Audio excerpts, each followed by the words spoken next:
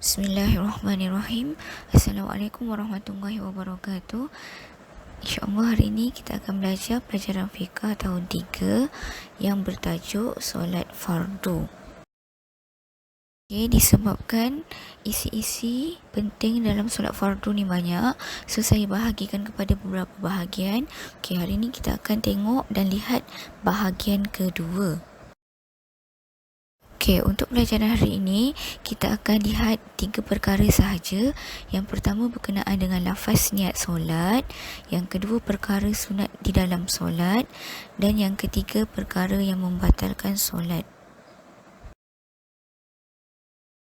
Untuk lafaz niat solat ni, untuk solat fardu 5 waktu sehari semalam, iaitu solat subuh, solat zuhur, solat asar, solat maghrib dan solat isyak.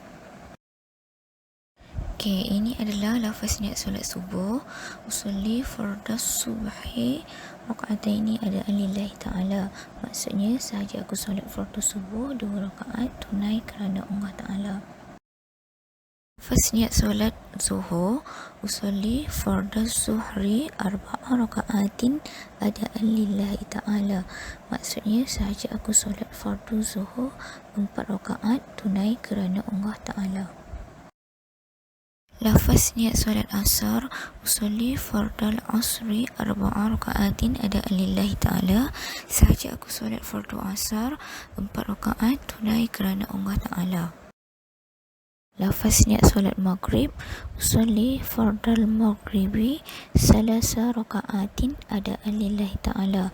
Artinya, sahaja aku solat fardu maghrib 3 rakaat tunai kerana Allah Ta'ala. Akhir sekali, lafaz niat solat isyak. Usolli fardal isya'i arba'a raka'atin adaan lillahi ta'ala. Maksudnya, sahaja aku solat fardu isyak 4 rakaat tunai kerana Allah Ta'ala. Untuk yang seterusnya, kita akan lihat perkara sunat di dalam solat. Perkara sunat dalam solat ni terbahagi kepada 2, iaitu sunat aba'ad dan sunat hayat. Kita akan tengok apa dia perkara-perkara yang ada dalam sunat aba'ad dan apa perkara-perkara yang terdapat di dalam sunat hayat.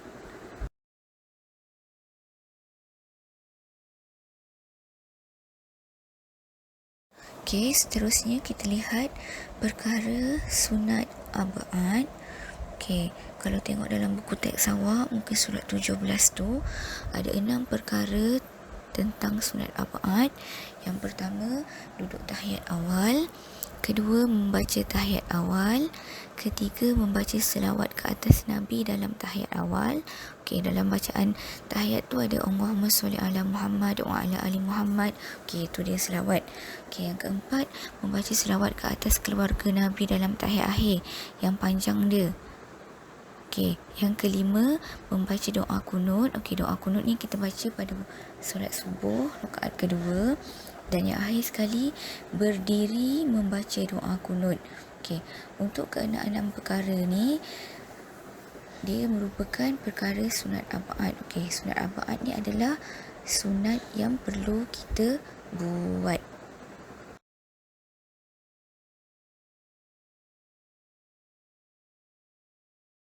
Seterusnya, kita lihat perkara sunat hayat. Awak boleh tengok buku teks awak, muka surat 18 tu ada 15 perkara tentang sunat hayat. Yang pertama, mengangkat tangan ketika takbiratul ihram. Waktu takbiratul ihram tu kita angkat kedua belah tangan kita. Yang kedua, meletakkan telapak tangan kanan di atas tangan kiri, memegangnya dan meletakkannya di antara dada dan pusat. Yang ni lepas takbiratul ihram tu, terus letak tangan kita di antara dada dan pusat. Yang ketiga, membaca doa iftitah. Doa iftitah ni Allahu akbar kabira walhamdulillahi katsira dan seterusnya. Yang ketiga, membaca lafaz ta'awuz. Lafaz ta'awuz ni lafaz apa? Lafaz a'udzubillahi minasyaitonirrajim sebelum membaca al-Fatihah secara perlahan. Dan yang kelima, membaca amin di akhir surah Al-Fatihah.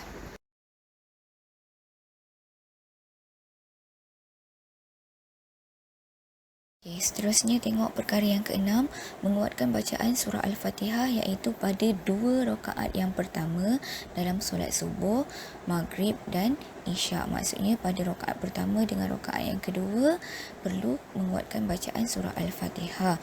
Yang ke-7, membaca ayat daripada Al-Quran selepas Al-Fatihah pada rakaat pertama dan kedua. Yang ini macam biasa, lepas rakaat pertama dan kedua, selepas awak membaca surah Al-Fatihah tu, awak baca surah-surah lazim, surah-surah yang awak hafal lah, ataupun mana-mana ayat Al-Quran. Okey, yang ke-8, menyebut takbir Allahu Akbar pada pertukaran rukun fi'li. Rukun fi'li ni adalah rukun perbuatan, contoh sujud, rukuk, iktidal, duduk antara dua sujud. Maksudnya setiap kali kita nak lakukan pertukaran rukun fi'li tu, kita sebut takbir Allahu Akbar. Contoh, awak sujud, lepas tu daripada sujud awak nak duduk antara dua sujud, awak pun sebelum awak nak bangun tu, sambil awak bangun untuk duduk antara dua sujud, awak pun sebut Allahu Akbar. Macam tu.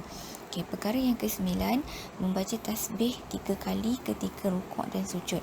Okey, ni bacaan tasbih dalam rukuk. Bacaan tasbih ni apa? Subhana rabbiyal azimi wa bihamdih. Elok diulang sebanyak 3 kali. Begitu juga ketika sujud. Okey, dan yang ke-10, membaca Sami'allahu liman hamidah dan Rabbana lakal hamdu ketika bangkit daripada rukuk. Okey, lepas rukuk, baca Sami'allahu liman hamidah dan membaca Rabbana lakal hamdu.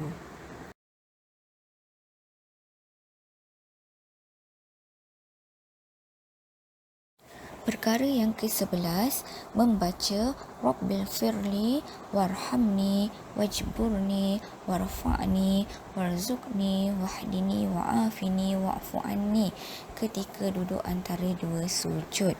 Okey, yang ke-12, duduk iftirash ketika tahiyat awal. Okey, ni duduk tahiyat awal yang biasa kita buat waktu solat. Yang ke-13, duduk tawarruk ketika tahiyat akhir. Yang ini duduk tahiyat akhir. Yang ke-14, berpaling muka ke kanan dan ke kiri ketika memberi salam. Okey, waktu membagi salam tu awak kalihkan muka awak sekali ke kanan dan ke kiri. Dan di akhir sekali memberi salam kedua. Bagi salam yang kedua. Maksudnya salam yang sebelah kiri tu.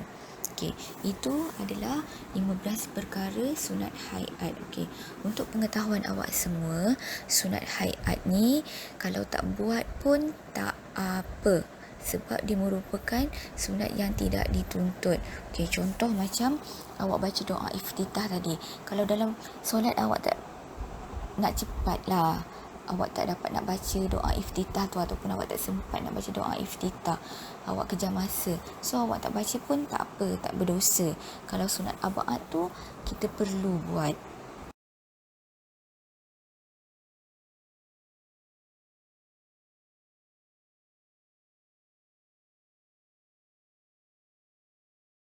Okey, untuk pengetahuan semua, sunat abaat kalau kita tinggalkan, kita kena ganti dengan sujud sahwi. Okey, yang ini awak kena ingat ni. Bagi sesiapa yang tertinggal perkara sunat abaat, maka perlulah menggantikannya dengan sujud sahwi. Okey, contoh awak tertinggal bacaan kunut tadi, doa kunut waktu solat subuh. Awak kena buat sujud sahwi. Sujud sahwi tu kita lakukan bila? Waktu akhir sekali. Kita buat sujud sebanyak 2 kali. Bacaan dalam sujudnya Subhana man la yanam wa la yas'u. Okey. Okey, perkara yang akhir sekali adalah perkara yang membatalkan solat. Okey, perkara yang membatalkan solat ni, kalau awak tengok dalam buku teks awak, muka surat 19, ada 11 perkara. Okey, kita tengok yang pertama, murtad. Apa maksud murtad? Murtad tu maksudnya keluar daripada agama Islam. Dia dah tak beragama Islam lagi dah. Okey, contohnya dia menganut agama lain, agama Buddha ke. Okey. Yang kedua, terbuka aurat. Contoh ketika solat bagi yang perempuan. Perempuan aurat ketika solat adalah keseluruh anggota badan kecuali muka dan kedua telapak tangan. Okey, tiba-tiba tengah sujud kain terselak, nampak kaki. So, tak salah solat sebab terbuka aurat. Okey, yang ketiga, kedatangan hadas. Maksudnya yang ini sama ada hadas besar ataupun hadas kecil. Kalau hadas besar tu bagi yang perempuan kedatangan haid. Okey, yang keempat, berkata-kata dengan sengaja.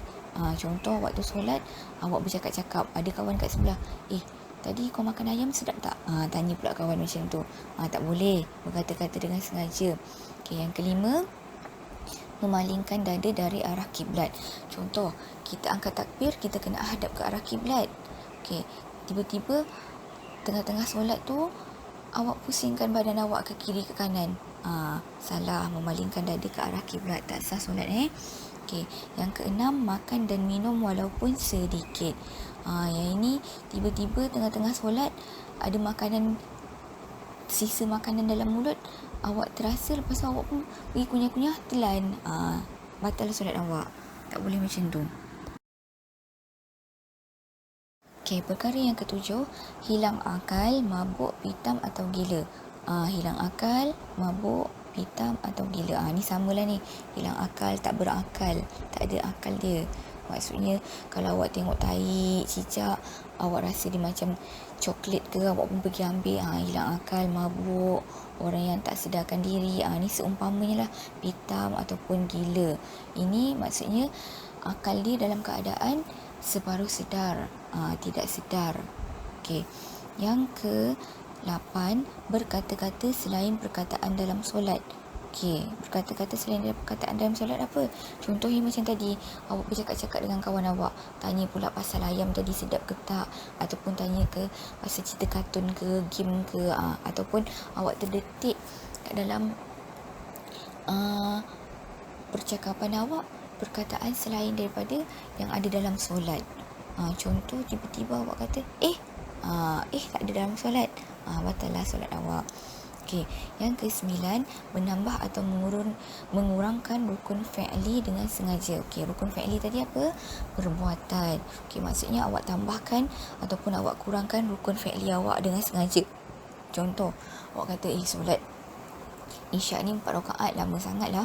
Lepas tu awak pun nak kurangkan. Okey, awak kata nak cepat buat sujud sekali je. Tak boleh macam tu. Ataupun awak nak tambah-tambahkan. Okey, awak rajin sangat, awak pun tambahkan solat isyak tadi, untuk rukuk awak tambahkan sampai 5 kali rukuk ke. Tak boleh macam tu.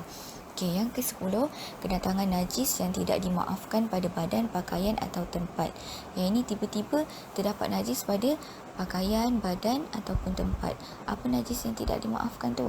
Maksudnya najis yang perlu disucikan. Contoh, tiba-tiba ada tahi ayam ke, tahi burung ke, awak kena bersihkan kan. Yang tidak dimaafkan. Okey, dan yang akhir sekali, mengubah niat atau ragu-ragu untuk meneruskan atau membatalkan solat. Maksudnya awak dah solat, lepas tu awak ragu-ragu, sekarang ni dah rakaat ke berapa? Rakaat kedua ke ketiga? Bila awak ragu-ragu macam tu, awak pun ragu-ragu untuk nak teruskan ke ataupun awak nak batalkan solat awak. So kat situ terbatal nanti solat awak. Bila kita solat ni, kita kena yakin setiap perkara yang kita buat dalam solat tu. Terutama sekali bila kita tengah solat, kita kena yakin rakaat ke berapa kita sedang lakukan. Kalau kita ragu-ragu, teruslah terbatal solat kita. Okey, itu adalah 11 perkara berkenaan dengan perkara yang membatalkan solat. Saya harap awak faham. Kalau tak faham, dengar dan ulang semula apa yang saya terangkan dan sampaikan.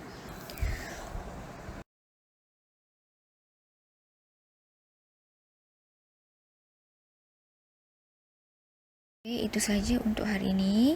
Ada 3 perkara yang kita belajar. Yang pertama tadi berkenaan dengan lafaz niat solat bagi 5 solat fardu tu. Okey, yang kedua, perkara-perkara sunat dalam solat yang terbahagi kepada 2, iaitu sunat ab'ad dan sunat hayat. Dan yang ketiga, perkara yang membatalkan solat.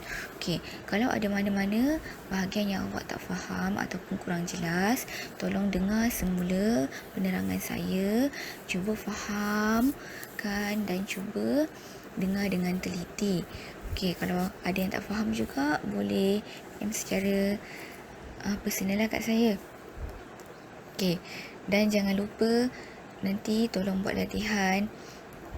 Okey, dan yang akhir sekali, like dan subscribe. Okey, terima kasih semua.